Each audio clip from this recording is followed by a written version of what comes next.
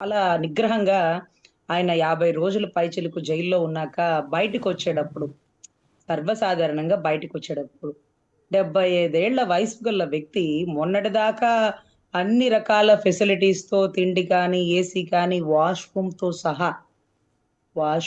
సహా అన్ని రకాల వెస్టర్న్ ఫెసిలిటీస్‌తో అలవాటైన మనిషి ఒక్కసారిగా 50 రోజులు ఒక చాట ఉంటే, దాని తర్వాత బయటికెలా వస్తారు అంటే, నేనైతే లైవ్ కోసం ఎదురు చూసినాను సార్. అంటే ఒకళ్ళు చేతులు పట్టుకొని తెస్తారా? లేకపోతే నడవలేక నడుస్తారా?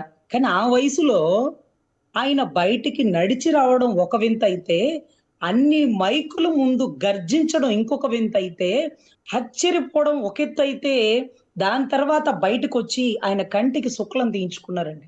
దాని తర్వాత బయటకొచ్చి ఆయన కంటికి శుక్లం తీయించుకున్నారండి. 50 రోజులు జైలు నుంచి వచ్చాక బాబు గారిని చూద్దాం, బాబు గారిని చూద్దాం. ఆయన పేరేంటో చాలా మందికి ఎప్పుడు నేను పలకడమే చూడలేదు sir. Even though Nara Chandrababu Naidu అనే పదాన్నే నేను చూడలేదు సార్. బాబు గారు, బాబు గారు. ఆ పదం చూడండి సార్ ఎంత టచ్ ఉంటదో. హార్ట్‌కి టచ్ అయ్యే పదం, హార్ట్‌కి టచ్ అయ్యే పేరు సార్. ఎలా అయితే ఎన్టీఆర్ గారు అన్న అంటామో, ఎలా అయితే చంద్రబాబు గారిని బాబు గారనే అంటాం సార్.